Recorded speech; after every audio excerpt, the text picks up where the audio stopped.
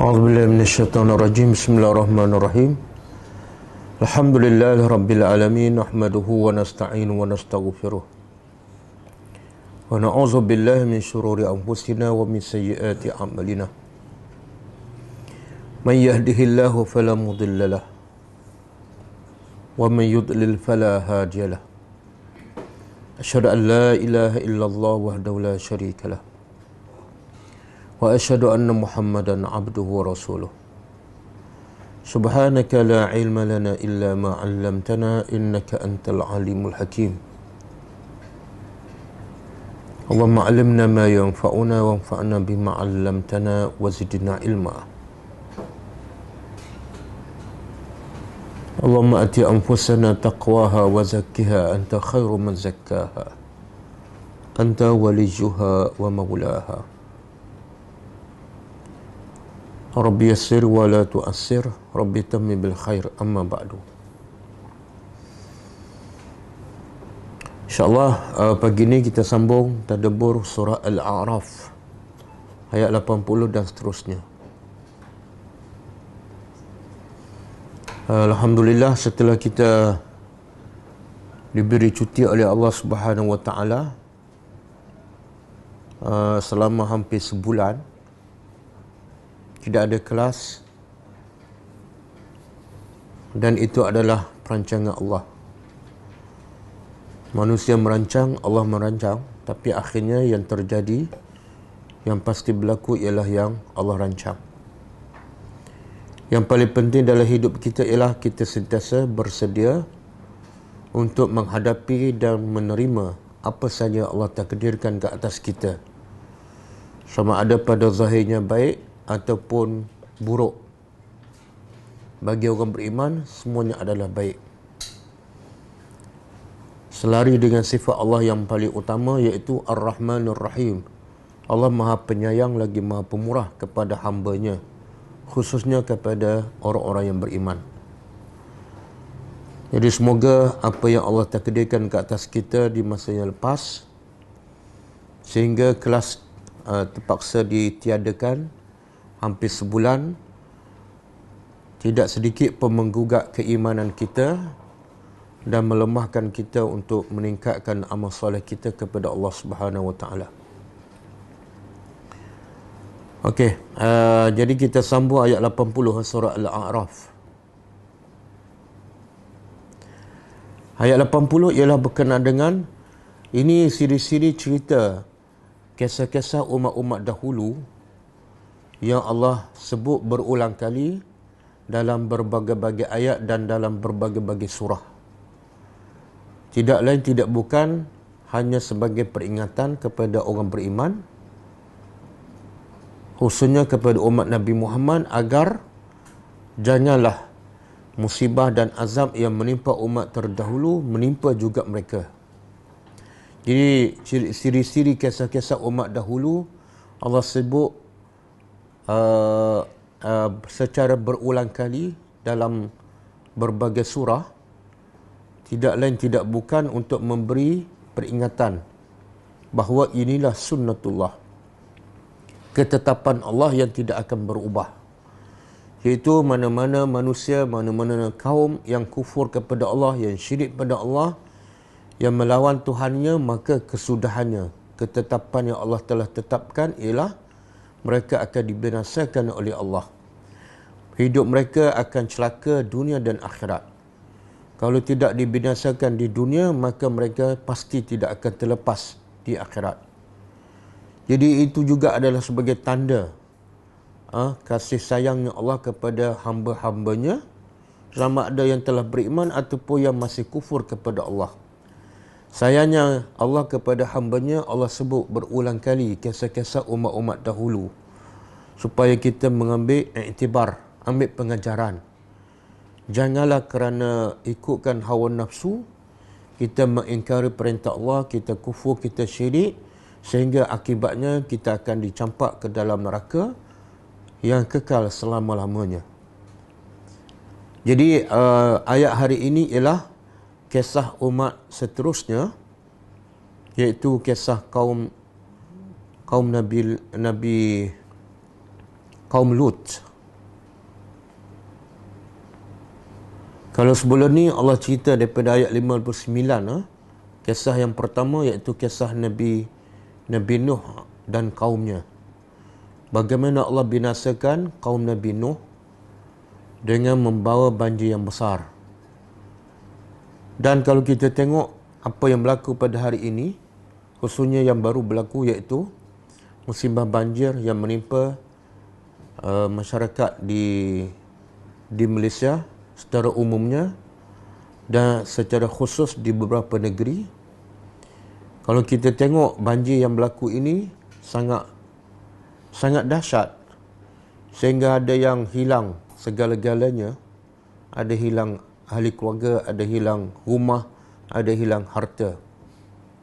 Tapi bila kita tengok apa yang Allah takdirkan kepada kaum Nabi Nuh, sebenarnya mungkin 100 kali lebih dahsyat. Sebab banjir ketika zaman Nabi Nuh bukan sampai bumbung rumah, bukan sampai puncak pokok, tetapi melapasi gunung, kan? Dan kalau kita tengok juga apa yang Allah ambil daripada musibah banjir, taufan besar yang menimpa kaum Nabi Nuh. Apa yang Allah ambil daripada orang beriman? Ya, orang kafir itu semua matilah, kan? Mati lemas. Tapi daripada orang beriman yang mengikuti Nabi Nuh, mereka selamat dari segi fizikal. Tapi apa yang hilang daripada mereka? Keluarga, harta benda, rumah ada lagi tak saki baki? Boleh tak kita pergi bersihkan rumah kaum Nabi Nuh yang beriman setelah surutnya banjir? Ada? Tak ada? Kenapa tak ada? Sebab Allah ambil semua sekali. Bukan ambil harta, kereta ke, rumah dimasuki seluk setebal 3 kaki. Tak. Hancur semua sekali. Walaupun daripada orang yang beriman. Jadi persoalannya, apa yang menimpa orang beriman yang menaiki kapal bersama Nabi Nuh jauh lebih dahsyat daripada apa yang menimpa orang Islam disebabkan musibah banjir yang baru berlaku, kan? Orang Islam hilang rumah, tapi mereka masih hidup, ada keluarga, ada harta. Kadang-kadang rumah tak hilang, cuma rusak, boleh dibaiki, kan? Tapi bila kita tengok, kita rasa macam sedih. Satu peristiwa yang macam sangat-sangat besar kepada mereka. Tapi bila kita baca kisah Nabi Nuh dalam Al-Quran, sebenarnya yang berlaku pada orang beriman yang ikut Nabi Nuh lagi dahsyat. Allah ambil apa? Segala-galanya. Dan lepas surut banjir, apa yang tinggal? Siapa yang bantu mereka? Subhanallah. Jadi, adakah bila Allah ambil sesuatu daripada orang beriman, itu tanda Allah benci? Bukan. Kalau Allah benci, Allah jadikan orang beriman tu mati macam orang kafir. Tapi Allah selamatkan mereka. Sebenarnya Allah sayang pada orang beriman ialah dengan Allah selamatkan iman mereka. Mereka hilang rumah, hilang ahli keluarga, hilang segala-gala, tapi iman mereka kekal. Tapi berapa ramai yang rumah hilang, harta hilang, dan lagi dahsyat, imannya hilang. Mereka tak solat, mereka tetap ingkar perintah Allah. Walaupun harta dunia dah hilang, tapi yang lagi dahsyat yang tak dirasai, ramai orang tak rasa, ramai orang tak perasan. Musibah yang paling besar ialah musibah pada agama. Sebab tu Nabi ajar kita selalu berdoa, Allahumma la taj'al musibatana fi dinina. Ya Allah, janganlah kau menjadikan musibah kami dalam agama. Kalau engkau nak turunkan musibah banjir, hilang rumah, okey. Hilang kereta, rosak kereta, okey. Tapi jangan jadikan dengan musibah ni kami hilang agama. Kami tak solat sebab sibuk nak kemah rumah. Kami tak redha dengan takdir engkau sebab hilang segala-gala yang kami kumpul selama berpuluh tahun. Jangan. Sebab musibah dalam agama lagi dahsyat. Betul. Dan saya pun dapat maklumat. Ada orang yang sebab ditimpa musibah banjir, Dan ada orang yang berjanji, NGO berjanji apa semua, bila tak bagi, dia sumpah. Dia kata ke puak-puak NGO ni babi semua. Kan? Sebab apa? Geram. Subhanallah. Perkataan dia itu sebenarnya lebih besar musibah daripada rumahnya rosak. Sebab tak reda dengan takdir Allah. Okey. Jadi setelah Allah cerita kisah Nabi Nuh yang pertama, lepas tu kisah Nabi ayat 59, kemudian kisah, ayat 65 kisah kaum Ad. Yang kedua ikut tertib zaman. Kaum Ad iaitu yang diutuskan kepada mereka Nabi Hud. Bila mereka kufur, Allah binasakan. Kemudian yang ketiga kisah kaum Saleh, iaitu kaum Samud, ayat 73. Kemudian yang keempat hari ni, iaitu ikut tertib zaman, iaitu kaum yang keempat yang Allah binasa ialah kaum Nabi Lut. Kaum Nabi Lut. Semuanya Allah binasa dan Allah hilang segala-gala sebab mereka kufur kepada Allah. Jadi menunjukkan musibah yang paling besar bagi manusia ialah kufur kepada Allah. Bukan kemiskinan, bukan hilang harta benda. Okey, kita tengok kita tadabbur insya-Allah.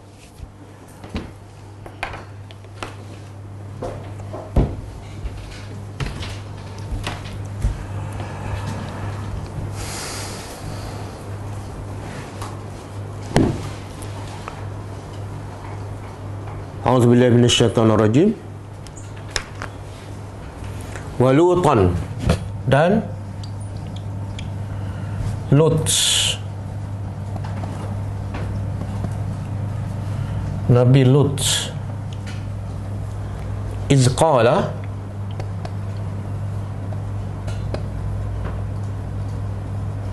ketika mana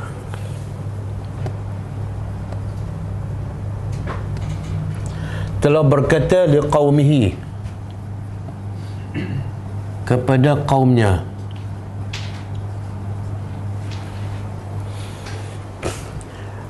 Ingatlah ketika mana Lut berkata kepada kaumnya. Siapa Lut? Lut bin Haran. Dan ada ahli tafsir mengatakan bapaknya nama Harun. Ada mengatakan Haran, Lut bin Haran. Dan ahli tafsir juga ada mengatakan Lut ialah sepupu kepada Nabi Ibrahim AS. Ada juga mengatakan Nabi Ibrahim tu pakcik dia. Mana dia tu anak saudara lah. Okey. Jadi Nabi Lut dengan Nabi Ibrahim sezaman. Dua-duanya adalah Nabi. Jadi ada yang Allah utuskan Nabi tu satu orang untuk satu zaman, untuk satu kaum. Kadang-kadang Allah utuskan dua Nabi sekaligus untuk satu kaum dan untuk satu zaman, satu masa.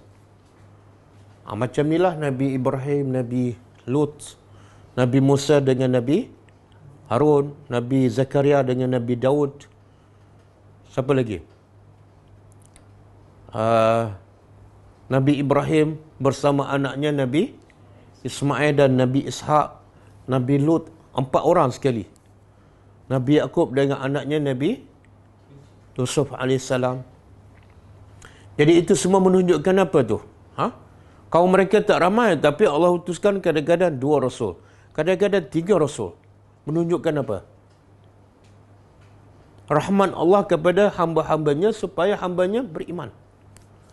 Dan kerja para rasul, kerja para nabi, semuanya sama. Kalau kita perasan kisah, Allah mula kisah Nabi Nuh, kemudian kisah kaum Ad, kemudian kaum Saleh, kaum Samud. Ini kaum Nabi Lut yang keempat.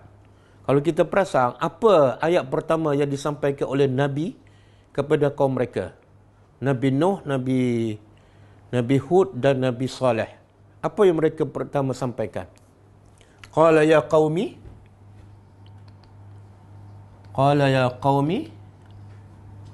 u'budullah. Kan? Cuba tengok ayat 59. U'budullaha ma lakum min ilahin ghairuh. Betul.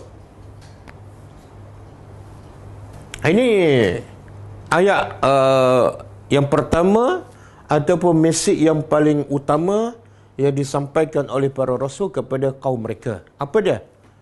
Wahai kaumku, sembahlah Allah.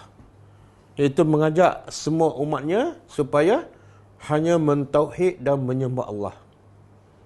Tauhidkan Allah dan sembah dia. Kemudian penegasan lagi, kenapa kena sembah dia sahaja? Sebab malakum, tidak ada bagi kamu daripada Tuhan yang lain daripada Allah. Tak ada Tuhan yang lain. Jadi wajib kamu hanya sembah Allah. Tak boleh sembah 2, 3 dan 4. Sebab yang lain semuanya bukan Tuhan. Okey.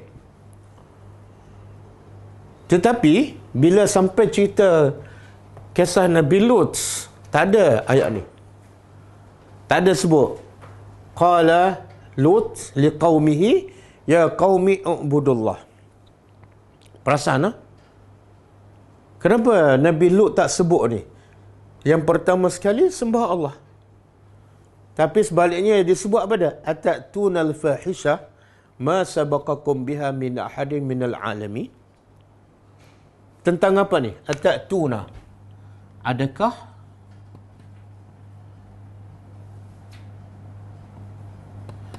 ni huruf apa? Huruf apa? Istifham, soalan. Dan soalan kita dah sebut berulang kali. Soalan dalam Al-Quran ada dua maksud kan. Pertama, hakiki, iaitu soalan betul-betul nak tahu maklumat, nak tahu jawapan. Yang kedua, soalan bukan nak tahu jawapan. Apatah lagi datang daripada Allah, Allah Maha mengetahui. Jadi soalan ni dia panggil apa? Soalan majazi. Majazi ni makna soalan simbolik lah. Sama ada nak mencela, nak perli, nak mengingkari perbuatan mereka. Kan?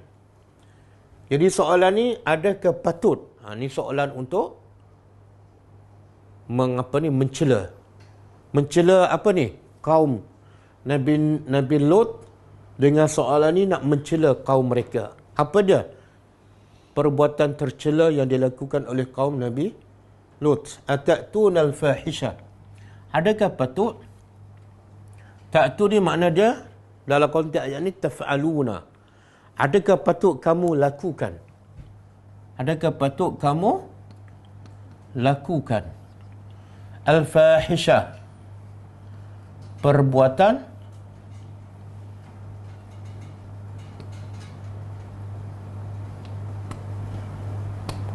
fahisyah, perbuatan keji. Apa dia?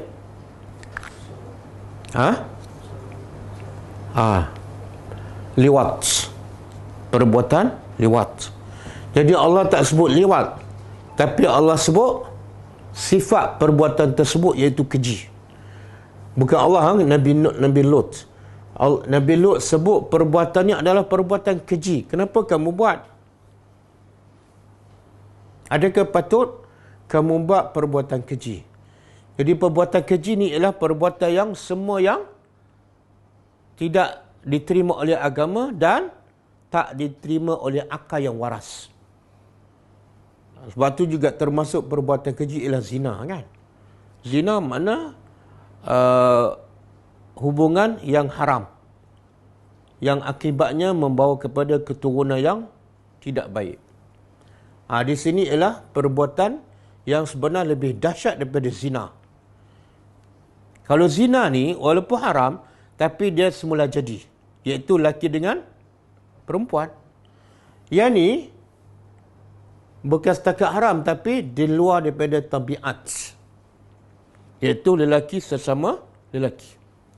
Jadi sebab itulah perbuatan liwat ni hukumnya lebih keras daripada hukum berzina. Nabi kata dalam satu hadis, bunuhlah bila kamu dapati ada sesuatu kaum yang melakukan perbuatan liwat, bunuhlah yang meliwat dan yang diliwat. Jadi ulama sepakat hukuman orang yang melakukan perbuatan liwat, bunuh. Sepakat. Cuma ulama berbeza pendapat cara bunuh. Ada kata baling batu sampai mati. Ada kata campak daripada atas gunung, puncak bukit, campak daripada atas, kemudian baling batu sekali lagi. Sebagaimana Allah timpa kepada kaum Nabi Lut. Okey.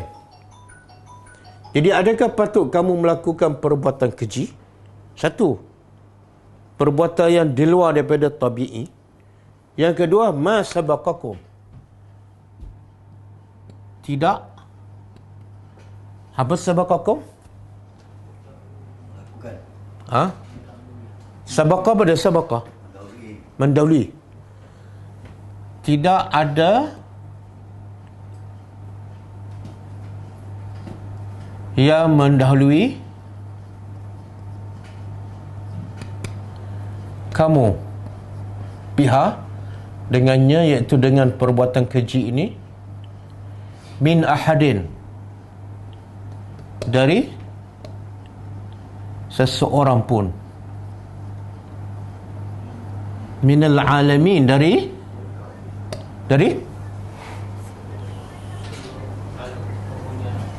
dari manusia lah. Sebab kalau kita terjemah alami makna sekalian alam. Takkanlah pokok nak liwat kan? Manusia lah. Apa maksud ni? Ma sabaqakum biha min ahadin minal alamin. Apa maksud dia?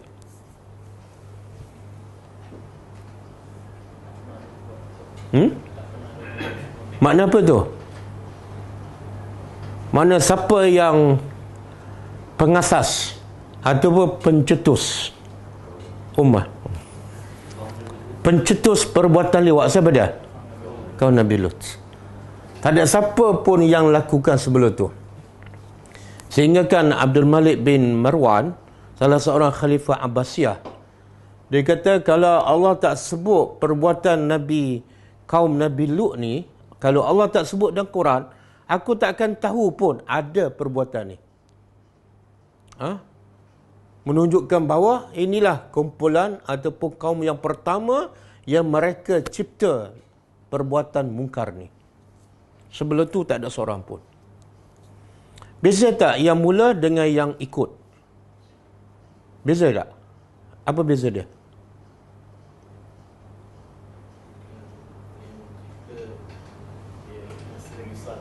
Apa dia? Dosa? Dosa lagi besar. Maknanya kalau dia yang memulakan, lepas tu dia matikan, lepas tu ada orang ikut, mana semua yang ikut tu dia akan tanggung dosa. Yang buat tu akan berdosa, dan dosa orang yang buat juga akan ditanggung oleh ni kaum Nabi Lut. Bagaimana Nabi sebut dalam satu hadis yang sahih, man sanna sunnatan sayyi'atan falahu wizruha wa wizru man amila biha ila yaumil qiyamah. Siapa yang memulakan perbuatan jahat, maka baginya dosa, dan satu lagi dia akan pikul dosa orang yang melakukan selepasnya. Kalau lepas kaum Nabi Lut ni ada 1000 yang buat perbuatan lewat, maka kaum Nabi Lut akan menanggung dosa 1000. Kalau sejuta dia akan tanggung. Kan? Lepas tu kalau nak buat dosa, jangan buat yang pertama, bagi orang lain dulu buat. Kan? Allah ada larang dalam Quran. Allah kata apa? Kepada Bani Israel, wala takun awwala kafirin bih. Surah Baqarah kan? Wa aminu bima anzaltu musaddiqan lima bayna yaday wala takunu awwala kafirin bih. Apa maksud? Allah kata kepada Bani Israel, jangan kamu jadi awal, orang yang kufur yang pertama. Jangan. Sebab dosa kufur yang pertama berbeza dengan kufur yang kedua, yang ketiga, yang keempat. Bukan makna boleh jadi kufur yang kedua, tak. Allah nak bagi amaran, kalau kamu yang pertama, dosa yang selepas itu kamu akan tanggung semua.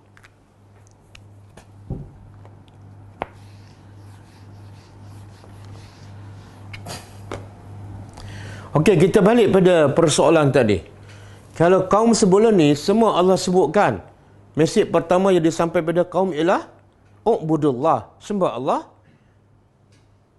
Sebab tidak ada Tuhan selain pada dia. Tapi bila Nabi Lut, Allah tak sebut. Adakah Nabi Lut tak mengajak kaum dia supaya mentauhidkan Allah? Ajak. Tapi kenapa tak sebut? Sebenarnya benda yang paling besar yang diajak oleh Nabi Lut ialah dua lah. Satu, mengajak kaum dia supaya mentauhid dan menyembah Allah. Yang kedua ialah, ini benda yang besar yang kedua. Iaitu kaum Nabi Lut mengajak kaum mereka, Nabi Lut mengajak kaum dia supaya meninggalkan perbuatan mungkar yang sangat dahsyat ni. Jadi tauhid, contohlah umat Nabi Muhammad ni, masalah besar mereka apa dia? Syirik, sembah berhala kan? Masalah besar umat kaum Nabi Lut ialah ni, perbuatan ni. Mereka tak famous sangat sembah berhala. Walaupun mereka kufur syirik. Tapi yang paling dahsyat yang berlaku ketika itu ialah perbuatan mungkar, iaitu liwat. Maka sebab itulah terus Nabi Lut cakap benda yang besar. Yang satu benda yang kaum inilah sebagai pencetusnya. Okey. Jadi Nabi Lut ni sesama dengan Nabi Ibrahim. Dan Nabi Lut kalau ikut dalam tafsir, Nabi Lut adalah orang yang pertama beriman dengan Nabi Ibrahim AS. Nabi Ibrahim berdakwah pertama di Iraq. Tak ada seorang pun beriman. Sampai dia kena tangkap, diikat, dicampak dalam api, seorang pun tak beriman. Lepas tu siapa yang beriman? Nabi Lut. Satu-satu mad'u ataupun manusia yang didakwah oleh Nabi Ibrahim dan beriman ialah Nabi Lut, seorang. Sekian lama Nabi Ibrahim berdakwah, dapat seorang. Cuba buka surah Al-Ankabut ayat 26.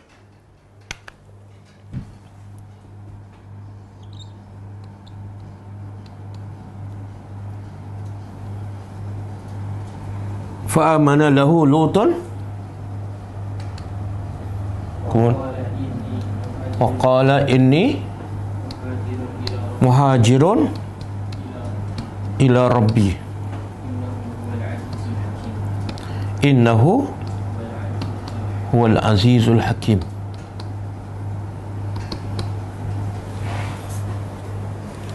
Ayat ini adalah dalam siri Allah menceritakan dakwah Nabi Ibrahim. Setelah sekian lama berdakwah, tak ada siapa beriman. Akhirnya Allah kata apa? Fa'amana, lalu telah berimanlah lahu kepadanya, kepada Nabi Ibrahim. Siapa? Lut. Jadi Lut beriman hasil daripada dakwah Nabi Ibrahim AS.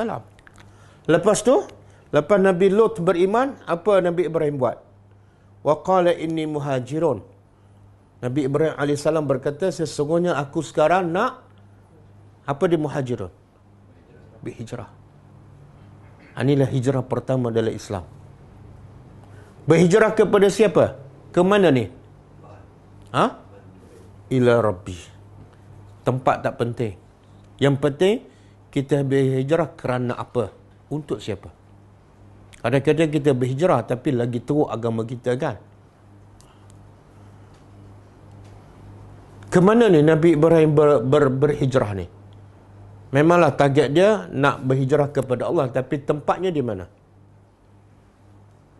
Ada pendapat mengatakan lepas di Iraq, tak ada siapa yang beriman, Nabi Ibrahim berhijrah ke Syam.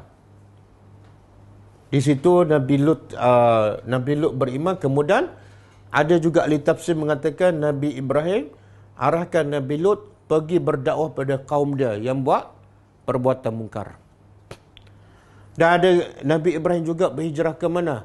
Ada riwayat mengatakan dia pergi ke Mesir. Dan kemudian pergi ke Mekah. Yang dibina Kaabah di Mekah. Jadi kehidupan para rasul ni adalah apa dia? Berpindah randah kerana Allah. Kenapa berpindah randah? Adakah sebab mereka berpindah mencari rezeki yang lebih baik? Bukan. Berpindah kerana dakwah, kerja dakwah. Bila gagal di sini, kena pergi tempat lain lah. Sebab kerja kamu berdakwah. Jangan duduk satu tempat kan. Kita duduk satu tempat, gagal dakwah tak berpindah. Itu bukan pendakwah. Begitu juga Nabi Musa AS berpindah aja. Akhirnya diburu oleh Firaun. Okey, innahu huwal azizul hakim. Sesungguhnya Allah adalah maha perkasa lagi maha bijaksana.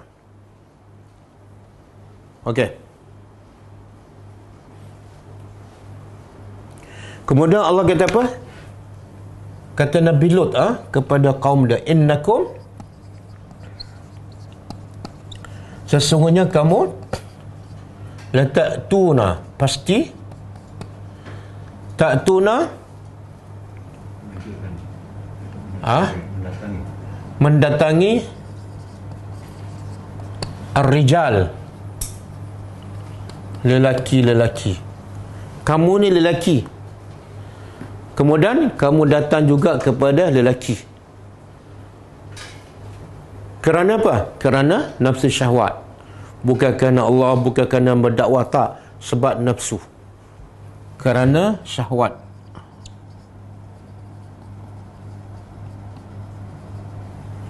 Min dunin nisa, selain wanita. Maknanya sepatut bila syahwat ni sepatut lepas kepada siapa? An-nisa. Ada tak wanita zaman Nabi Lut? Ada. Tapi sebab mereka ni dah, hati mereka rusak, akhlak mereka dah hancur, maka tak ada dah perasaan kepada wanita. Bal antum, bahkan antum, kamu adalah kaum musrifun yang melampau. Apa makna melampau ni? Allah sebut kisah Nabi Lut, kaum Nabi Lut ni banyak dalam surah.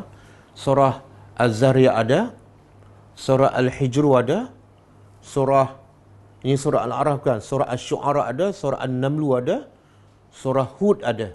Banyak. Lebih kurang 6-7 surah Allah sebut kisah Nabi Lut, kaum Nabi Lut berulang.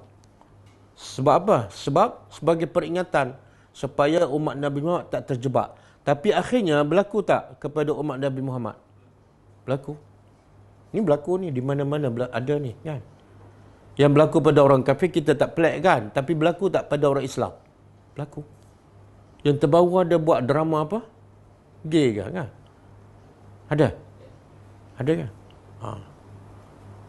Setelah Malaysia diperintah oleh kerajaan Melayu Islam.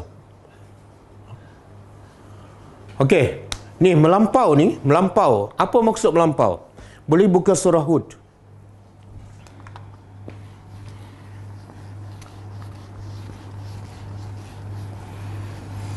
Boleh buka surah Hud ayat 69 dan seterusnya.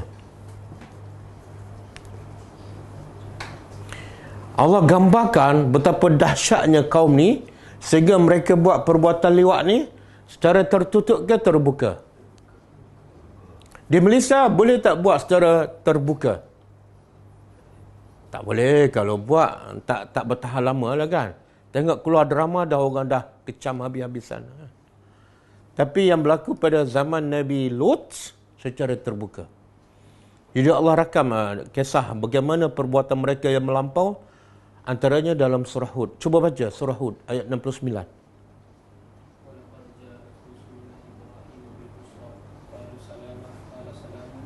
Okey, kisah ni sebenar kisah Allah nak binasakan kaum Nabi Lut, tapi prosesnya apa dia?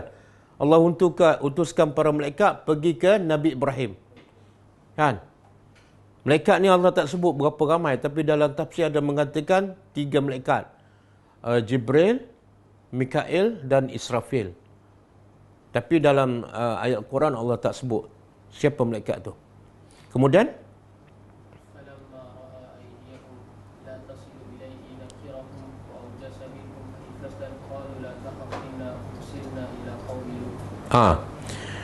bila Nabi para malaikat datang kepada Nabi Ibrahim, sebagai tetamu dalam bentuk rupa lelaki lah.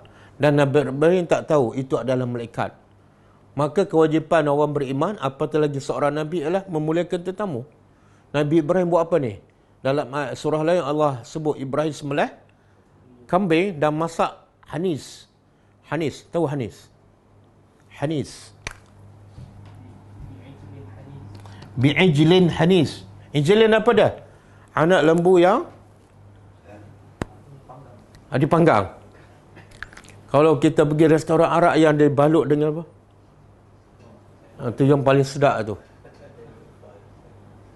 Jadi orang beriman bila hidang pada tetamu, yang hidang yang terbaik. Tak macam orang Melayu kan? Orang Melayu kenapa tak bagi tahu awal? Boleh sembelih ayam kan? Nak sembelih masa tu boleh je. Ibrahim ni tahu tak? Dia prepare awal tak nak sembelih kambing? Tak. Setelah tetamu datang baru dah sembelih. Kalau nak memang boleh buat pun. Okey? Jadi bila dihidang makanan ni kepada malaikat, ayat tu Allah kata apa? Bila Ibrahim nampak tangan mereka tak menghulur untuk makan, Ibrahim dah rasa pelik. Pelik tak? Tetamu datang, kita hidang, tetamu tak ambil pun makanan. Kita rasa apa? Ini protes ke apa kan? Kemudian barulah malaikat bagi tahu kami ni sebenar adalah malaikat. Bila malaikat, kami tak makan. Habis kami datang buat apa ni? Kami diutus kepada kaum Nabi Lut. Okey, ayat lepas tu.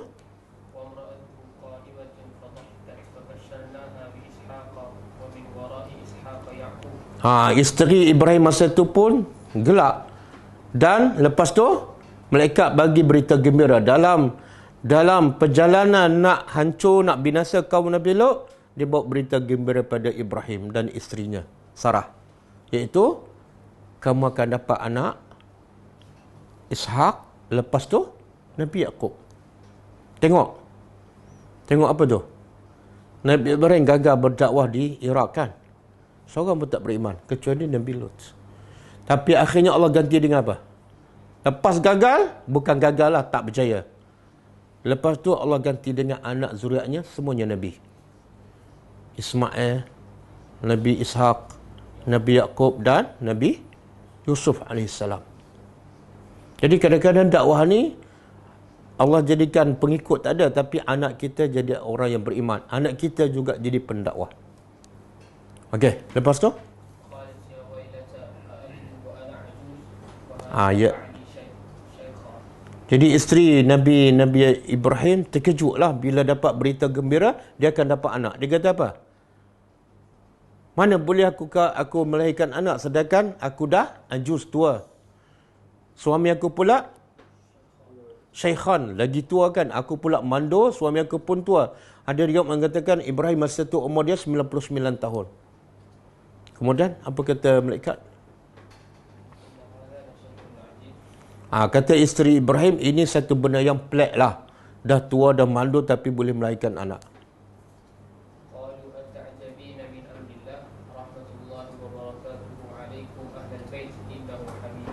Kata malaikat pada Ibrahim dengan isteri dia, adakah kamu rasa pelik dengan rahmat Allah yang begitu luas?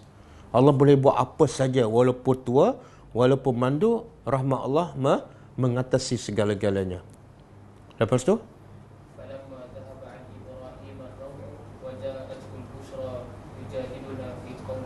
Bila hilang daripada Ibrahim rasa takut kan. Tadi rasa takut sebab tetamu tak makan makanan dia. Tapi setelah jelas tahu itu adalah malaikat, dah hilang rasa takut.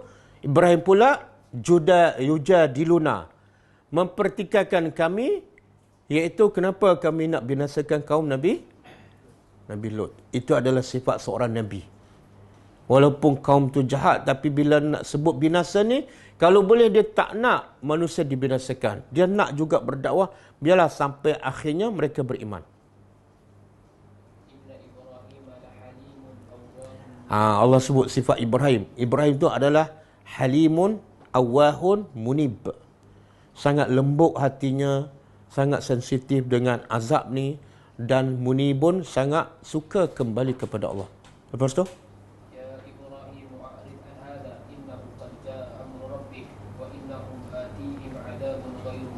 Okey, kata malaikat pada Ibrahim, Ibrahim cukup. Jangan bantah-bantah. Azab Allah yang akan ditimpa pada kaum Nabi Lut telah tertulis. Dan tak boleh siapa menolak. Cukup. Jangan cakap lagi pasal azab kaum Nabi Lut. Lepas tu?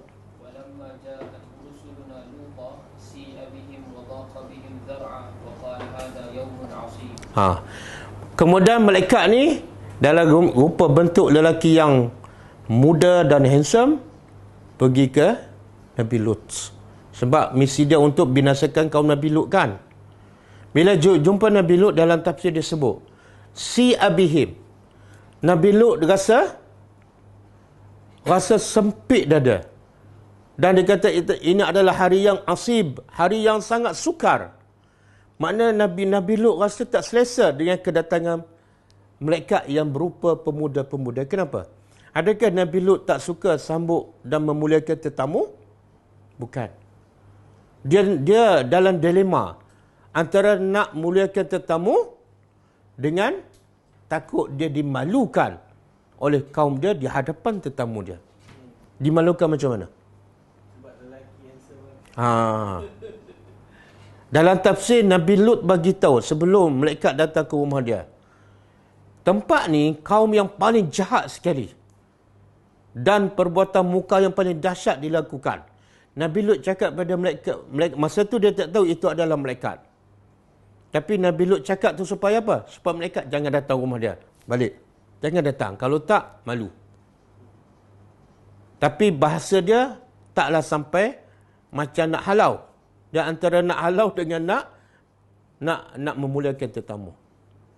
Lepas tu? Okey. Dan dalam tafsir Nabi Lut bagi tahu kepada malaikat ni bila Nabi Lut tengok malaikat ni tetap nak datang juga rumah dia. Walaupun dia bagi hint supaya jangan datang, malaikat nak datang juga. Okeylah. Nabi Lut kata kalau kamu nak datang juga boleh tak tunggu gelap sikit. Supaya bila kamu datang rumah aku tak ada siapa nampak. Sebab kaum Nabi Lut ni pantang tengok. Tengok je tepi jalan dia buat. Jumpa orang muda, muka licin, tepi jalan dia buat. Kadang-kadang dia buat dalam majlis ramai-ramai.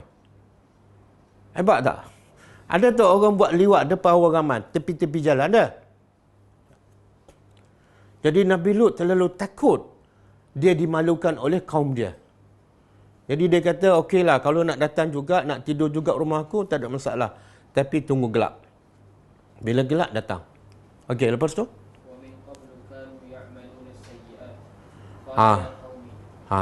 Dan Nabi Lut bagi tahu kaum dia ni memang kerja dia buat sayyiat je. Tak mungkin buat benda yang baik. Lepas tu? Okey. Setelah malaikat yang berupa lelaki yang muda, yang cantik ni, yang handsome ni, datang juga rumah dia. Dan Nabi Lut dah takut, resah, gelisah. Tapi dia tengok malaikat tenang je. Dalam keadaan Nabi Lut dah bagi isyarat, kaum dia paling jahat, pantang jumpa lelaki dia akan... Tapi malaikat ni tenang je. Sebab apa tenang? Sebab malaikat datang nak binasakan kaum. Tapi Nabi Lut tak tahu. Setelah masuk dalam rumah, macam mana ni? Macam mana kaum dia tahu? Malaikat yang berupa lelaki muda masuk dalam rumah Nabi Lut. Sedangkan malaikat tu masuk dalam keadaan waktu dah gelap. Macam mana kaum dia tahu juga?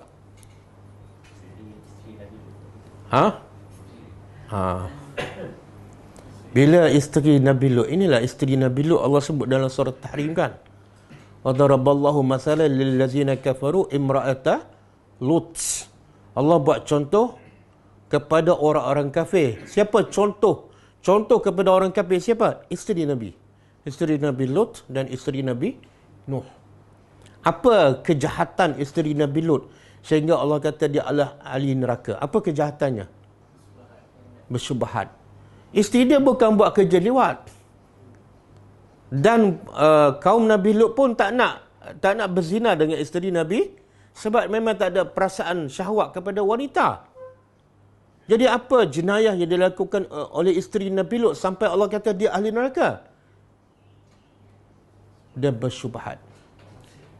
Bila dia tahu pemuda-pemuda yang muka licin masuk rumah dia, terus dia keluar bagi tahu pada kaum Nabi Lut. Okey, sekarang ada 2, 3, 4 orang budak-budak muda, handsome, ada dalam rumah aku. Datang. Pengajarannya apa? Apa pengajarannya? Jangan percaya pada isteri 100.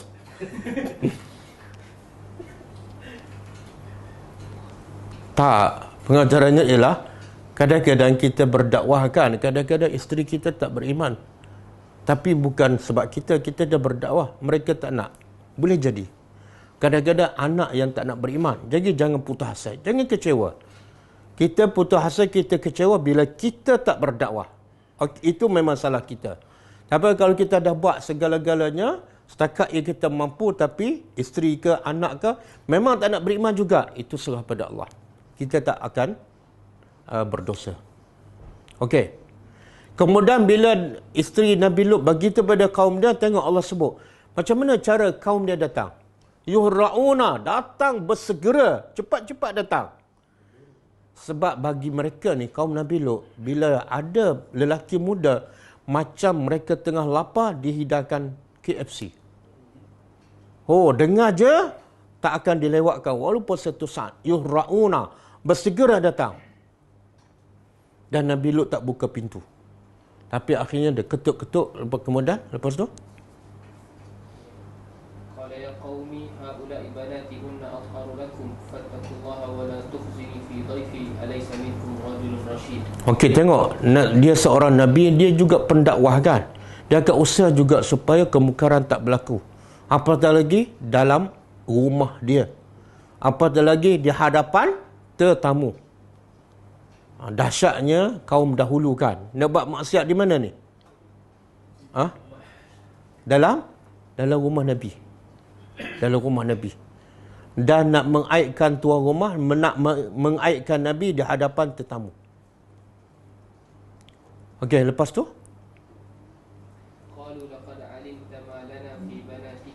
Nabi Lut tawarkan untuk mengelakkan mereka daripada berzina, berliwat. Nabi Lut tawarkan apa? Ini banati makna anak-anak perempuan aku. Ada pendapat mengatakan anak perempuan Nabi Lut sendiri. Tapi ada riwayat mengatakan Nabi Lut ada 2 anak perempuan je. Sedangkan yang kaum datang tu ramai. Semua berebut ni nak dapatkan lelaki muda yang datang rumah Nabi Lut.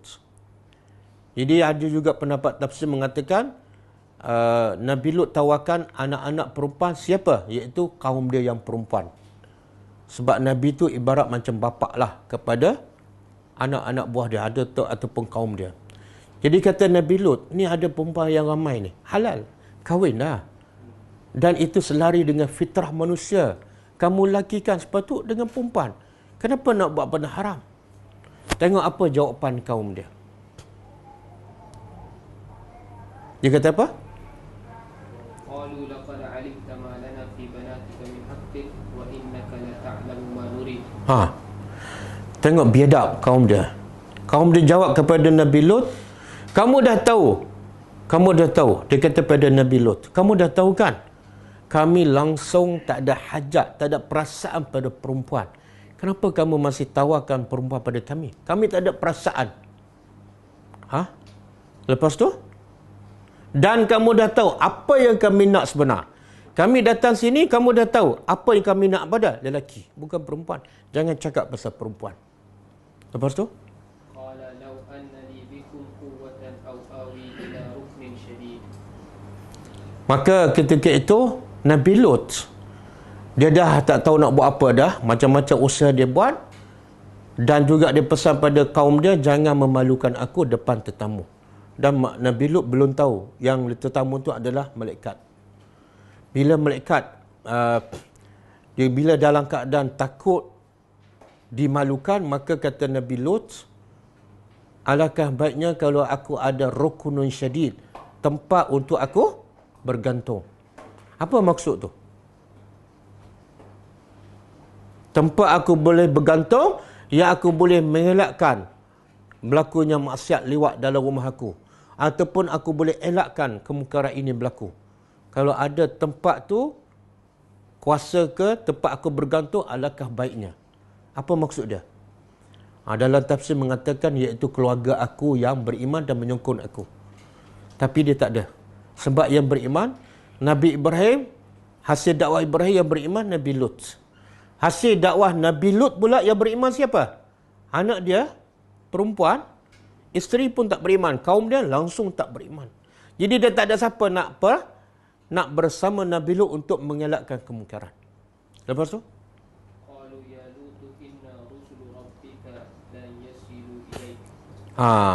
Bila malaikat nampak Nabi Lut dah kelang kabut, takut, risau, malaikat gembirakan kepada Nabi Lut. Dia kata apa? Jangan risau. Kami sebenarnya adalah malaikat. Cuma kami berupa lelaki yang handsome. Dan percayalah, kaum kamu tak akan memalukan kamu dan tak mungkin dapat melakukan perbuatan lewat ini. Sebab kami akan menghalang dan kami diutuskan oleh Allah bukan setakat menghalang tapi akan membinasakan mereka. Lepas tu? Lepas tu malaikat beritahu pada Nabi Lut, bila tengah malam kamu keluarkan isteri kamu, keluarga kamu, kecuali isteri kamu seorang ni. Jangan bagi tahu dia dan jangan bawa dia keluar. Bila kamu keluar, jangan seorang pun berpaling ataupun berpatah balik ke rumah. Kenapa? Sebab kalau kamu berpaling, azab menimpa, kamu akan kena sekali. Sebab tu ada riwayat mengatakan isteri dia yang kafir ni keluar juga. Tapi dia berpaling. Bila berpaling, azab menimpa juga dia. Okey. Dan ada ayat yang disebut. Allah kata kaum Nabi Lut ni melakukan perbuatan lewat fi nadikum. Nadi ni tempat perhimpunan. Tempat ramai-ramai dia buat perbuatan lewat. Ada tak sekarang? Mungkin ada kot di negara barat. Buat perbuatan zina depan-depan orang ramai. Dia khalayak ramai. Ada tak? Jadi benda tu dah berlaku pada zaman Nabi Lut. Jadi peranan kita apa dia? Jangan setakat mengeluhlah. Buat apa yang sebagaimana Nabi Lut buat sehingga akhirnya dah habis dah semua, barulah Allah datangkan pertolongan. Okey. Kemudian Allah kata apa? Wa ma kana. Bila Nabi Lut melarang kaum dia daripada perbuatan liwat, apa reaksi kaum dia? Wa ma kana, dan tidaklah jawab ni jawab dah jadi bahasa Melayu kan? Jawab. Saya soal, awak jawab. Jadi soal pun bahasa Arab, jawab pun bahasa Arab. Tidaklah jawapan kaumnya. Apa respon kaum Nabi Lut bila dilarang daripada perbuatan liwat? Illa, kecuali, tidaklah mereka jawab kecuali apa? Illa an qalu, bahawa mereka berkata, akhrijuhum, keluarlah ataupun usir mereka, min qaryatikum, dari qaryah apa dia? Dia kampung boleh, negeri pun boleh. Kamu. Siapa nak usir siapa ni? Itu juga termasuk dalam sifat musrifun, melampau. Bukan setakat dia buat maksiat, tapi dia nak usir pula yang nak menghalang mereka daripada buat maksiat. Sepatutnya yang diusir siapa? Dia buat maksiat, tapi dah terbalik kah? Yang buat maksiat nak mengusir yang menghalang maksiat. Apa alasan mereka nak usir Nabi Lut dan kumpulan beriman? Apa alasan mereka? Innahum, sesungguhnya mereka adalah unasun, manusia yang yatatahharun, Apa makna yatatahharun? Ha? Ini fi'il mudhari' ni. Fi'il mudhari' menunjukkan apa? Sentiasa bersih ataupun suci. Apa maksud ni? Kaum Nabi Lut kata kepada sama-sama mereka, halau keluar Nabi Lut dan orang beriman. Sebab apa kena halau? Sebab mereka kaum yang suci. Apa maksud dia? Ha? Halau sebab mereka suci. Logiknya halau sebab mereka jahat kan? Apa maksud?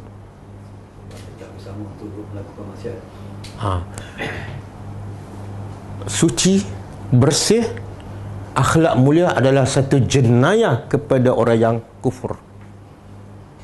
Suci ni. Jadi orang beriman buat jenayah bagi orang kafir. Apa dia jenayah orang beriman? Beriman kepada Allah, berakhlak mulia, mengajak orang kepada dakwah, itu adalah jenayah kepada orang yang kufur. Boleh? Jadi pengajarannya apa? Bila kita nak buat benda baik, mesti ada apa dia? Mesti ada musuh. Bila suci, mesti ada yang menghalang. Mesti ada yang akan memusuhi kita. Jadi bila kita nak buat benda baik, kena bersedia dari segi mental kita. Bersedia untuk berdepan dengan orang anggap kita buat jenayah. Makna apa tu? Dah terbalik. Yang buat ma'ruf, dia anggap mungkar. Yang buat mungkar, dia anggap ma'ruf. Betul kan? Betul kan? Sekarang yang kadang-kadang yang buat rasuah kan? Yang report orang buat rasuah, siapa yang disoal siasat? Yang buat report ke yang ambil rasuah tu? Berhati-hati bila buat laporan. Berhati-hati. Sebab tu Allah kata dalam surah Al-Buruj, kenapa raja dan kerajaan yang zalim menangkap semua orang beriman dan gali parit yang besar, nyalakan api dan campak orang beriman. Orang yang beriman campak dalam parit yang penuh dengan api. Makna mereka dibakar hidup-hidup. Siapa yang buat ni? Kerajaan. Kerajaan yang sah. Apa jenayah orang beriman ni? Sehingga mereka dibakar hidup-hidup. Apa jenayah mereka? Allah sebut dalam surah Al-Buruj. Allah kata apa? Wama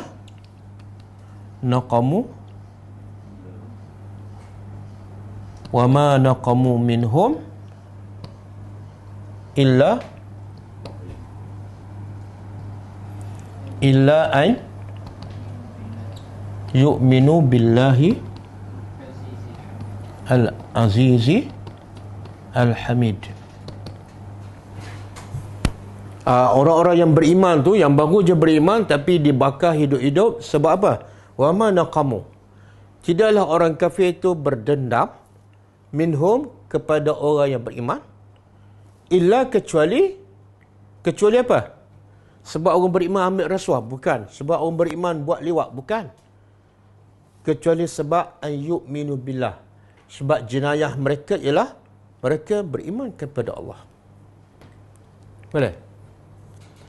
Jadi tabiat sunnatullah, bila kita beriman, bila kita ajak orang buat baik, sunnatullah apa dia? Kita akan dimusuhi.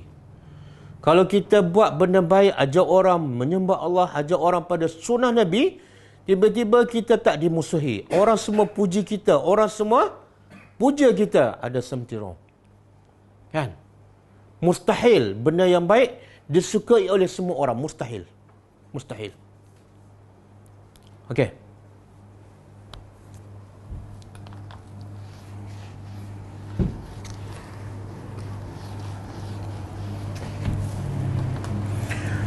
Kemudian setelah Allah binasakan, Allah kata apa? Fa anjaynahu. Lalu kami selamatkannya. Wa ahlahu, dan ahli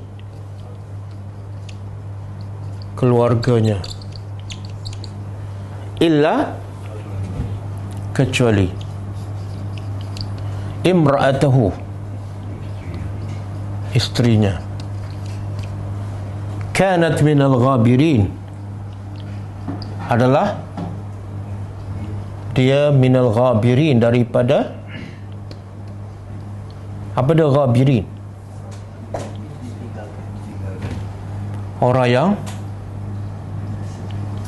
Orang-orang yang dibinasakan. Tengok Allah turunkan azab.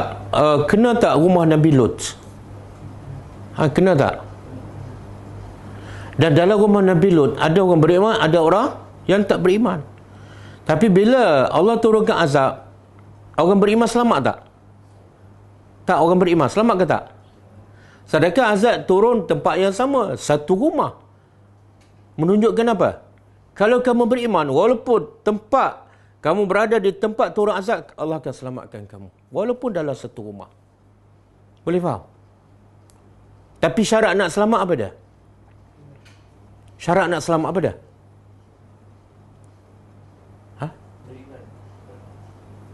Cegah kemungkaran. Cegah kemungkaran. Kadang-kadang kita beriman, dah pergi haji, pergi umrah, solat Jumaat 5 waktu, jadi nazir masjid pula. Tapi kemungkaran berlaku dalam taman kita, kita tak cegah. Bila Allah turun musibah, kita akan ditimpa sekali tak? Ya. Kenapa selamat Nabi Nuh, Nabi Lut dengan keluarga dia? Kenapa selamat? Sebab mereka buat kerja dakwah. Jadi bila buat kerja dakwah dalam satu rumah pun, menimpa azab Allah di situ, orang beriman tetap selamat. Ayat apa ni? Ya Allah kata, bila Allah turun musibah, dia tidak akan menimpa orang yang zalim sahaja, tapi akan menimpa juga orang yang soleh, orang yang beriman, tapi tak mencegah kemungkaran. Siapa ingat? Kita dah sebut beberapa kali dah.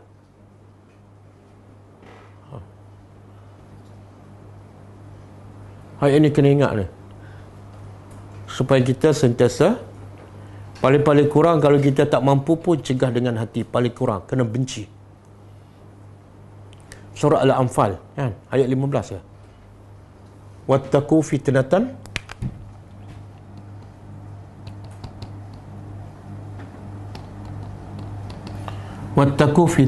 la,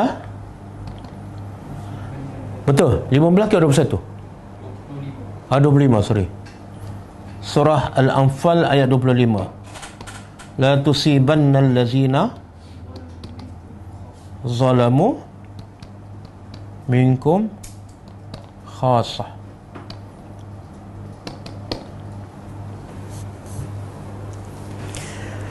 Allah kata, takutlah pada fitnah. Fitnah ni makna musibah. Yang la tusibanna, yang sekali-kali tidak akan menimpa allazina zalamu, orang yang zalim sahaja, tetapi akan juga menimpa orang yang soleh. Bila tu? Bila mereka fokus pada ibadat saja, tapi tak mencegah ataupun tak buat kerja dakwah. Dan dalam surah At-Tahrim Allah sebutkan isteri Nabi Nuh ni, Allah kata apa? Cuba buka surah At-Tahrim.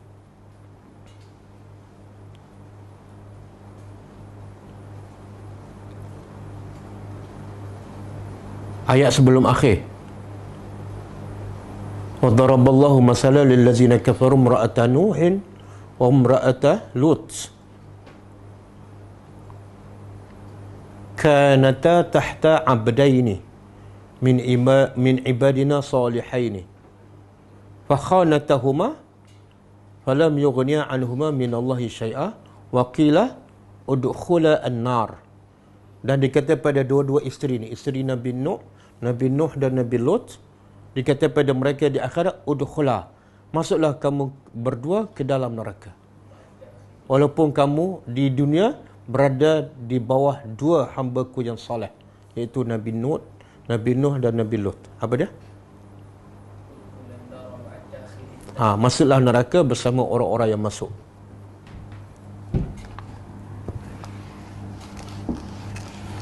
Jadi saya nak ingatkan, antara pengajaran juga ialah dakwah semua para Nabi nak mengajak manusia sembah Allah dan nak mencegah kemungkaran.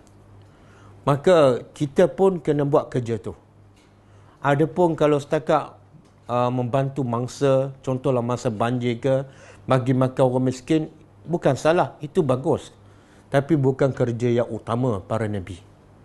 Sebab tu kerja utama para Nabi ni nak selamatkan manusia daripada neraka. Dan sebab tu kerja ni tak bermusim. Ada pembantu bangsa yang ditimpa musibah bermusim, betul?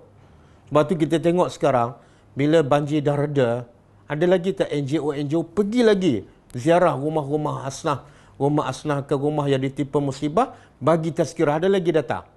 Tak ada. Kenapa? Sebab mereka bukan buat kerja para Nabi. Kerja yang paling mulia, kerja yang paling wajib dilaksanakan, yang tidak bermusim selama-lamanya. Sebab tu konsep Nabi, dakwah Nabi Nuh apa dia? Inni da'autu qaumi lailan wa nahara.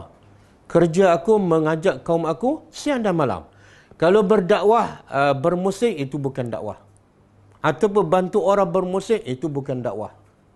Sebab manusia yang kufur ni berlaku sepanjang masa, bukan musim banjir je. Kan? Wallahu a'lam.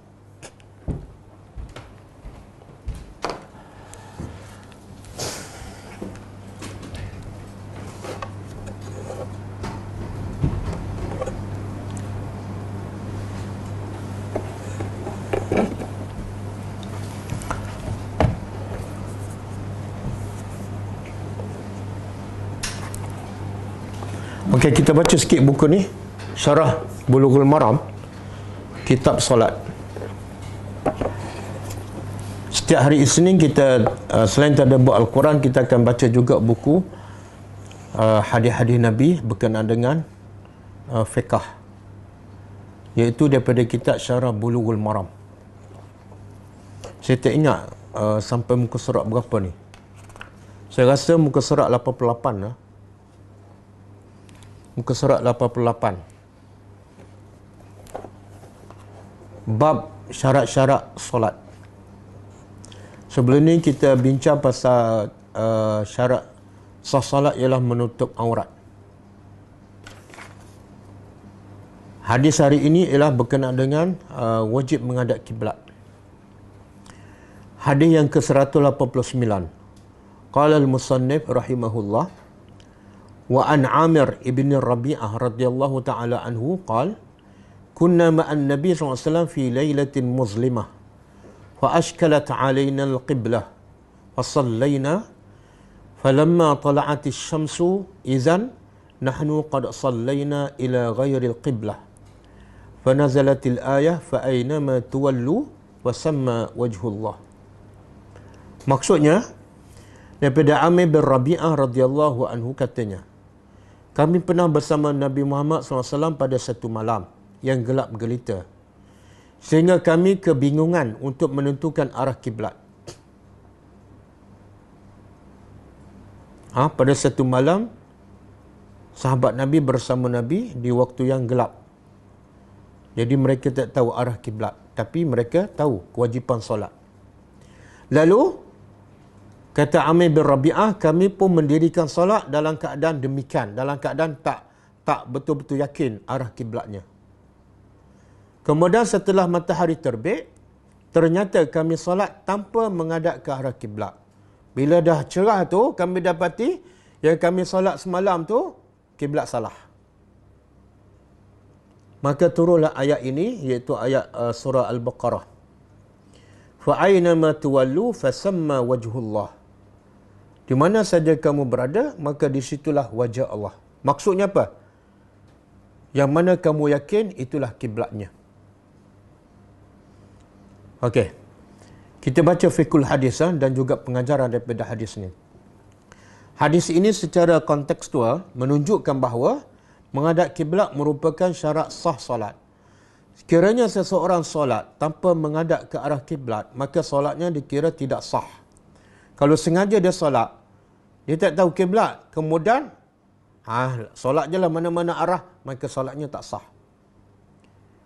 Kerana firman Allah Ta'ala dalam surah Al-Baqarah ayat 144, A'udzubillahi minasyaitonirrajim, fawalli wajhaka syatral masjidil haram wa haitsuma kuntum fawallu wujuhakum syatrah. Maksudnya, maka hendaklah kamu, ini perintah Allah, maka hendaklah kamu hadapkan muka kamu ke arah Masjidil Haram, iaitu ke arah kiblat bila nak solat. Perintah ni menunjukkan wajib. Maka kalau tak menghadap kiblat, solat tidak sah. Dan di mana saja kamu berada, palingkan mukamu ke arahnya, iaitu ke arah kiblat. Namun begitu, sekiranya seseorang itu tidak dapat menentukan arah kiblat solatnya disebabkan oleh keadaan suasana malam yang gelap gelita ataupun seumpamanya, lalu dia menunaikan solat dengan berijtihad dalam menentukan arah kiblat yang diyakini oleh hatinya, maka solatnya dikira sah. Kalau dia agak-agak rasanya kiblat kat sini ni, dia pun solat. Bila solat, bila cerah tu dapati solat tu tak menghadap kiblat, maka solat tu sah. Walaupun terbukti dia solat tanpa menghadap arah kiblat yang betul, sama ada kesilapannya disedari ketika sedang menunaikan solat ataupun selepasnya. Hal ini berdasarkan hadis di atas yang menjadi sebab turunnya ayat 115 surah Al-Baqarah. Walillahil masyriq wal maghrib fa aynama tuwallu fasamma wajhullah. Soalan dia, kalau dia salat dalam keadaan tak yakin betul-betul arah kiblat, tiba-tiba bila cerah tu dapati kiblatnya salah, salatnya sah ke tak? Tapi kena ulang tak? Kena ulang ke tak? Kalau haji ulang ke tak? Tak ulang? Oh. Ada dalil tak perlu ulang? Ha?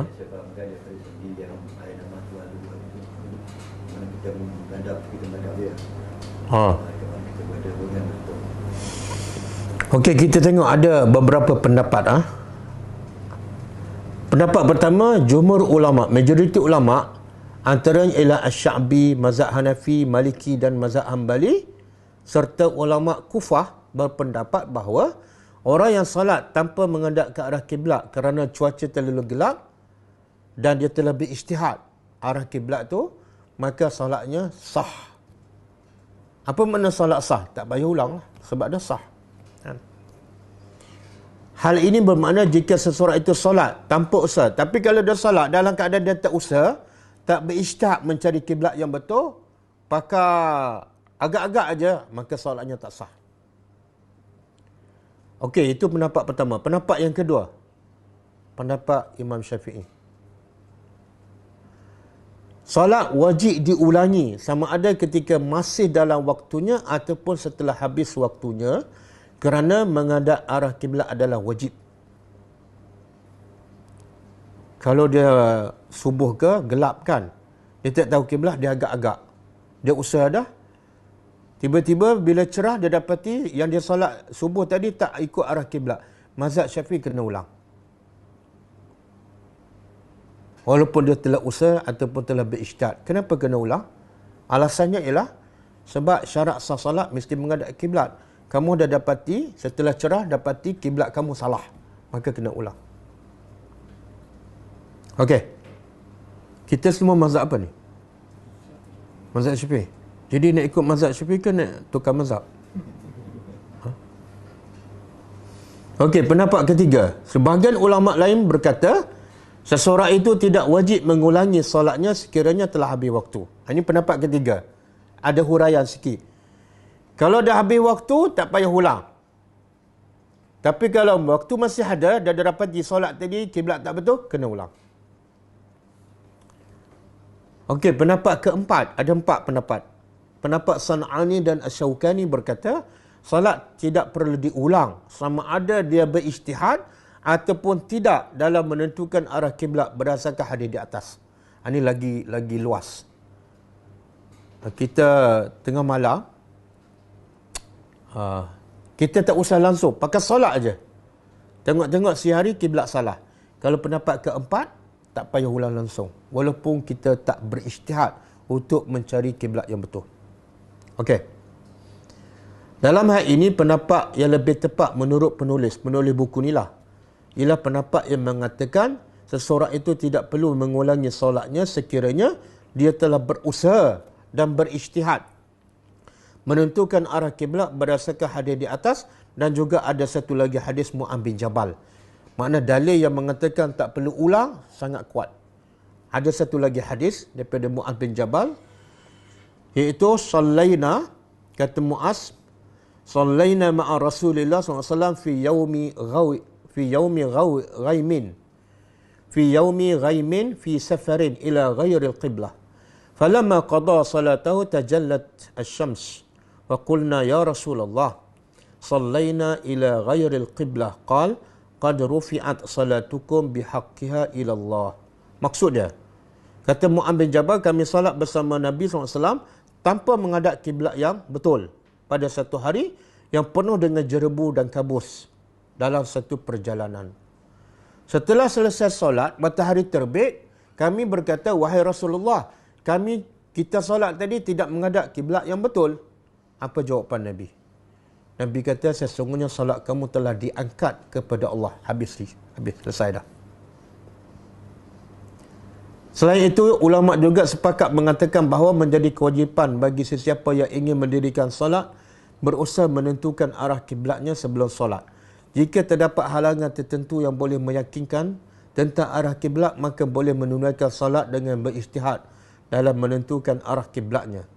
Tapi sekiranya dia solat tanpa berusaha dan berijtihad dalam menentukan arah kiblat, maka solatnya dikira tidak sah dan wajib ke atasnya mengulanginya semula. Okey, pengajaran hadis yang pertama, menghadap ke arah kiblat adalah salah satu syarat sah solat. Pengajaran kedua, solat yang dilakukan tanpa mengetahui arah kiblat disebabkan cuaca gelap dan sebagainya adalah dikira sah. Sama ada kesalahannya diketahui ketika menunaikan solat ataupun setelah menunaikan solat. Kadang-kadang kita solat atas kapal terbang kan, kiblat tak jelas. Lepas solat tu orang kata kiblat salah. Kita nak ulang ke tak payah ulang? Pengalaman saya baru balik umrah kan. Dalam kapal terbang tu boleh kata penuh lah. Beratus orang lah. Semua balik daripada umrah. Dan dalam flight itu ada 3 waktu salat yang kita kena salat: subuh, zuhur dan asar. Tapi bila masuk waktu subuh, saya ingat tak sampai 10% yang bangun salat. Begitu juga bila salat zuhur dan asar, dia boleh jamak kan, pun boleh bilang dengan jari. Daripada beratus orang tu, tak sampai 10 orang yang salat.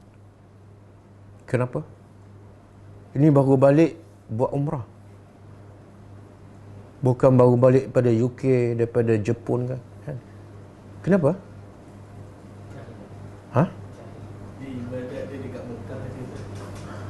Mungkin dia ingat solat dia dekat Mekah, pahala dah banyak kan, boleh cover semualah. Ha? Dosa dah habis kan? Dosa dah habis kan. Dah clear dah kan, zero lah.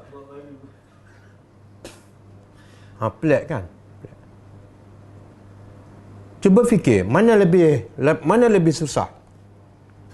Dia kumpul duit, tinggal anak isteri, nak pergi buat umrah.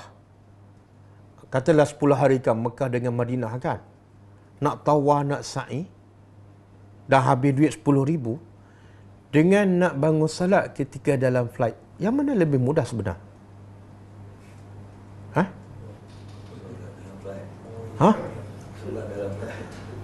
Kenapa dia buat yang susah, dia tinggal yang senang? Betul? Kita hamba Allah, keutamaan kita salat, bukan umrah. Umrah hukumnya sunat. Sampai 10,000 kamu sanggup simpan duit, dan SOP, swab, apa semua kena kuarantin lagi. Kamu semua sanggup buat. Tiba-tiba masuk waktu dalam flight, kamu tak sanggup nak bangun, hanya solat 2 rakaat aja. Kalau tak boleh berwuduk, boleh tayamum. Simple je. Benda lagi mudah. Tapi kamu tak buat. Jadi apa makna umrah? Apa makna pergi Baitullah? Apa makna tawaf dan sa'i? Apa makna sebenar? Saya pun tak faham. Sama juga masa, sebab kita nak pergi musim SOP kan. Nak pergi Raudah pun kena daftar. Dah boleh buat sekali je. Termasuk saya lah, kena tunggu sampai pukul 11 malam. Berjalan jauh tu, nak pergi Raudah je. Hukumnya sunat je. Dan di situ kita boleh berdoa dan solat kan. Tapi jemaah ni yang tua-tua sanggup tunggu sampai 11 malam. Berjalan jauh tu, berbaris sebab SOP. Cek satu-satu ni. Kononnya nak pergi Raudah supaya doa dimakbulkan. dan nak pergi ziarah kubur Nabi. Kononnya cinta pada Nabi. Menangis ni nak tunggu pergi ziarah kubur Nabi. Tapi kadang-kadang nak hafal satu zikir, satu sunnah Nabi pun malas.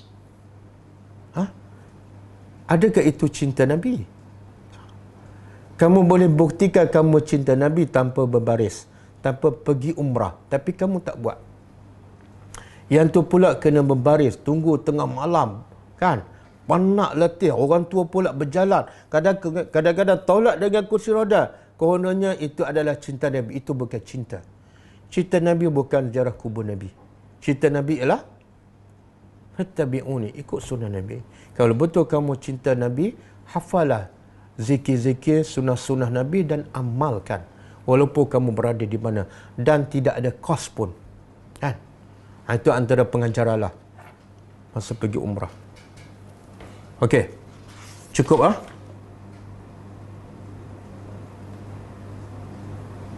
Jadi contoh kadang-kadang orang tak solat atas kapal terbang, alasannya apa? Tak tahu kiblat. Sebenarnya tak masuk akal. Sebab kiblat kalau naik flight Saudi dia tunjuk dah arah kiblat. Satu. Yang kedua, kalau tak tunjuk pun kita tahu kan. Kita balik ke Malaysia, kiblat ke mana? Mana kiblat dia pening kan? Tak payahlah solat qada. Benda simple je. Okey. Ada soalan? Tak ada soalan? Mana tak buka ni?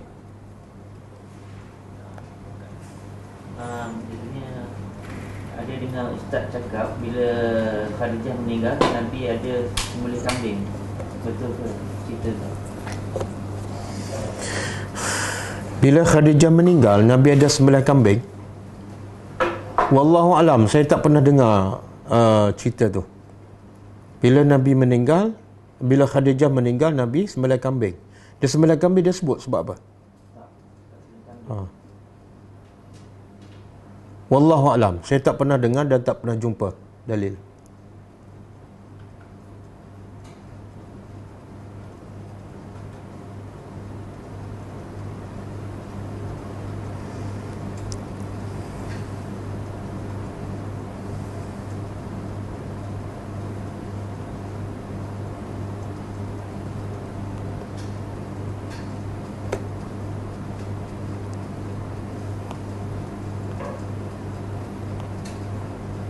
Ada soalan lain?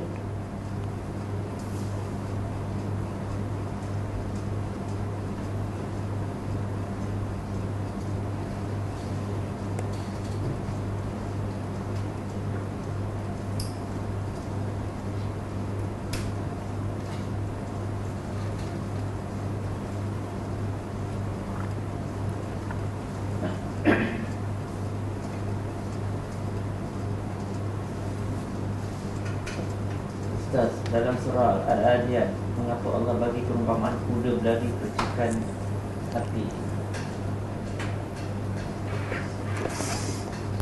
Soalan dia dalam surah Al-Adiyat, kenapa Allah bersumpah dengan kuda yang berlari kencang sampai mengeluarkan api?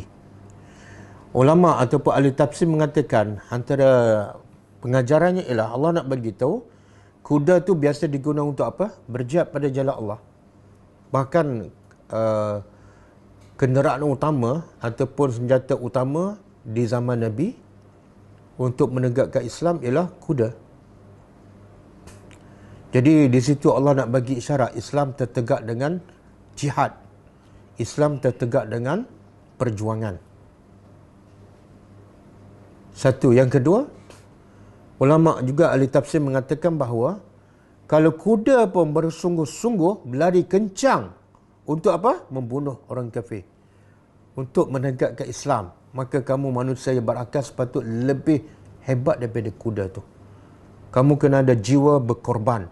Kena ada jiwa bersungguh-sungguh untuk pertahankan agama lebih daripada kuda tu. Wallahu a'lam. Bagaimana dengan solat hormat waktu dalam penerbangan? Bagaimana solat hormat waktu dalam penerbangan? Sebenarnya tidak ada dalil. Tidak ada satu pun dalil bahawa dalam keadaan terdesak ataupun darurah, kita boleh solat hormat waktu. Dan hormat waktu ni alasannya ialah bila tak cukup syarat lah. seperti pakaian kotor, tak boleh menghadap kiblat, tak boleh solat dengan sempurna, tak boleh rukuk, tak boleh sujud. Maka ada pendapat mengatakan boleh solat 4 waktu.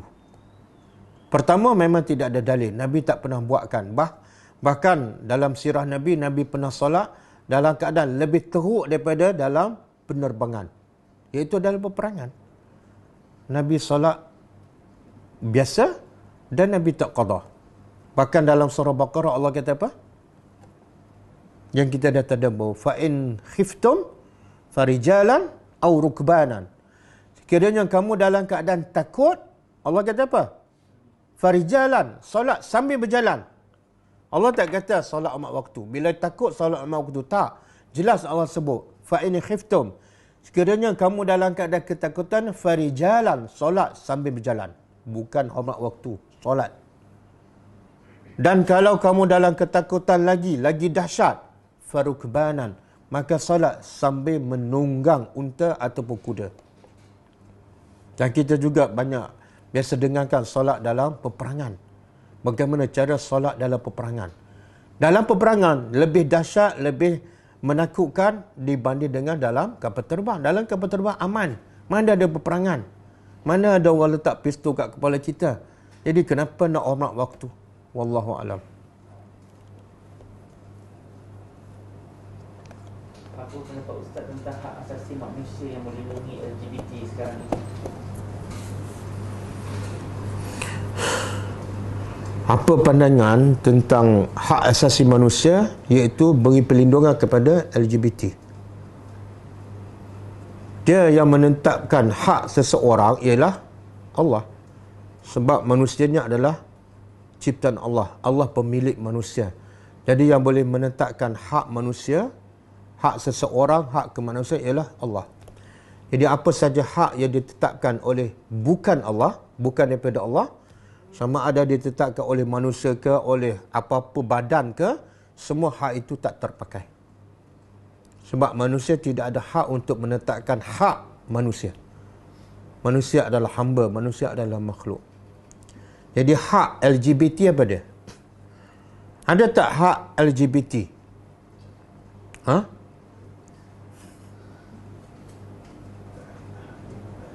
Okey, hak kita ke atas LGBT ada tak? Apa dia? Tu, sebagaimana Nabi Lut buat kepada kaum dia. Itu buatlah. Berdakwah. Bukan serang. Bukan hentam kan? Apa yang berlaku zaman Nabi Lut lagi teruk, lagi dahsyat. Mereka buat secara terbuka di dewan orang ramai. Di tepi jalan. Bahkan nak buat dalam rumah Nabi. Tapi hak Nabi Lut kepada mereka ialah berdakwah dengan berhikmah. Tawarkan mereka alternatif. Ada perempuan, silakan kahwin. Jangan buat sesama lelaki. Kan? Wallahu a'lam. Bila kita musafir, kita solat mengikut aplikasi kiblat komputer dalam phone. Lepas tu, lepas selesai solat, kita tengok silap. Perlu ulang solat ke tidak? Kita solat, bila musafir kita solat ikut kiblah mengikut aplikasi dalam telefon. Kan? Sama dengan hadis yang kita baca tadi. Bila kita solat, lepas solat, dapati kiblat salah. Maka pendapat paling kuat, tak perlu ulang. Sebab apa tak perlu? Sebab masa kita solat, kita yakin itu adalah kiblat yang betul. Walaupun hakikatnya salah. Yang tak bolehnya, kita tak yakin, tapi kita solat juga. Itu memang tak boleh. Sebab syarat sah solat, mesti yakin kiblat. Tak adalah yakin 100%. Mana mungkin kita boleh yakin 100% benda yang tak jelas. Paling-paling kurang 80%, 85%. Jadi salat tak boleh diulang. Walaupun kita dapati kiblat tu salah. Satu lagi saya nak sebut dalil lah. Satu hadis yang Nabi tegur solat seorang sahabat. Bila sahabat tu solat, habis semua bagi salam, Nabi kata solat semula, kamu belum solat. Kan? Kemudian lelaki tu solat kali kedua, habis salam, Nabi kata solat lagi. Sebenarnya kamu belum solat.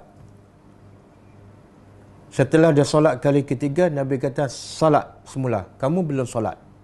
3 kali lelaki itu solat, 3 kali Nabi kata salah. Bukan setakat salah, belum solat. Macam tak solat. Maka lelaki itu kata apa? Ya Rasulullah, aku dah cuba 3 kali, semua salah. Ajarlah aku cara solat yang betul. Nabi pun ajar lelaki itu cara solat betul daripada angkat takbir sampai bagi salam. Maknanya lelaki ni solat salah kan? Sebelum Nabi tegur, solat dia betul ke salah? Ha? Salah. Ada tak Nabi suruh dia ulang solat yang lepas? Tak ada. Itu dalil lagi kuat. Yang salah yang lepas-lepas tu, yang kita buat dalam keadaan jahil, tak perlu kita qada. Wallahualam. Okey, cukup lah. InsyaAllah kita jumpa lagi pada malam ini. Dan kita sama-sama tutup dengan membaca tasbih kafarah. Subhanakallahumma wa bihamdika asyhadu an la ilaha illa anta astaghfiruka wa atubu ilaik. Assalamualaikum warahmatullahi wabarakatuh. كتاب الله ترق جنانه وتنى العظيم